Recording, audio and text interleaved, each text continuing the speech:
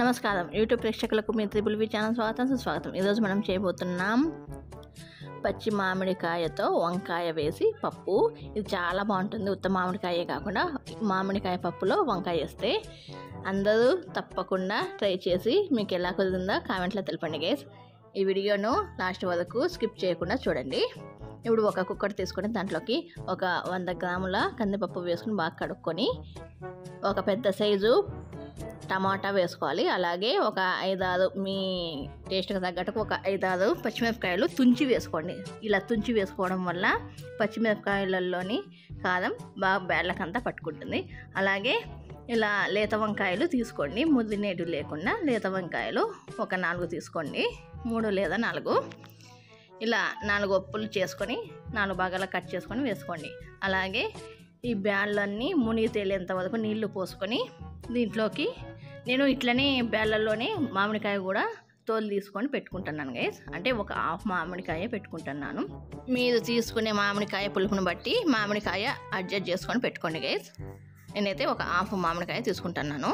ఇలా నేను ఒకటేసారి మామిడికాయను కూడా ఒక గిన్నెలో వేసుకొని పెట్టుకుంటున్నాను. ఎందుకంటే బెల్లలో వేసుకోవడం లేదంటే మామిడికాయ బెల్లలో వేస్తే గిన బెల్లు ఉడకవు, అందుకని బెల్లలో వేసుకోవడం లేదు. ఇప్పుడు మనకు బెల్లకి ఒక 3 లేదా 4 విజిల్లు వచ్చిన తర్వాత చూడండి గైస్, బెల్లు కూడా ఎంత బాగా మెత్తగా ఉడికేసినాయో మనకి. బెల్లతో పాటు మామిడికాయ పెట్టుకోవడం వల్ల మనకు టైం కూడా సేవ్ అవుతుంది. ఇలా మామిడికాయ ఉడికిపోయింది కదా మనకి. ఈ ఉడికిన మామిడికాయను కూడా ఇంకా ఇప్పుడే మనము ఈ బెల్లలోనే వేసేసుకొని పప్పు గుత్తితో ఎనుపుకోవాలి, మెత్తగా ఎనుపుకోవాలి. ఇలా మెత్తగా ఎనుపుకొని పక్కన పెట్టేసుకోవాలి. ఇప్పుడు ఒక ప్యాన్ తీసుకొని మనం పోపు పెట్టుకుంటున్నాము ఈ పప్పుకు. ఇప్పుడు ఈ ప్యాన్లో 1 లేదా 2 టేబుల్ స్పూన్ల ఆయిల్ వేసుకొని వేడి చేసుకోవాలి.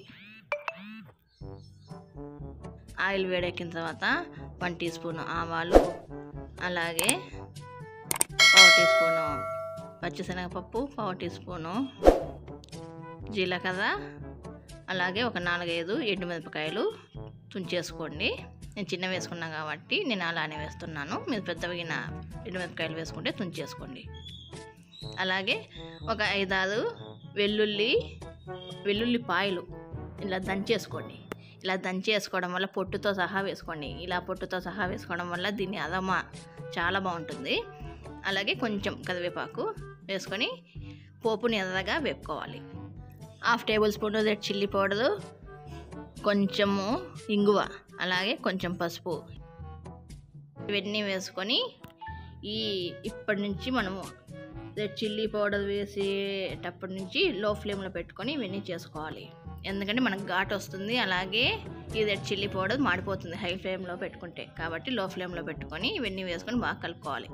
ఇప్పుడు మనము ఒక పెద్ద సైజు ఆనియన్ సన్నగా కట్ చేసుకొని వేసుకోవాలి. ఈ ఉల్లిపాయ ముక్కలు మెత్తబడేంత వరకు బాగా వేపుకోవాలి. ఈ ఉల్లిపాయ ముక్కలు మెత్తబడిన తర్వాత ఈ పోపు అంతా తీసుకొని మనం ఎనుపుకున్న పప్పులో వేసుకొని బాగా కలుపుకోవాలి.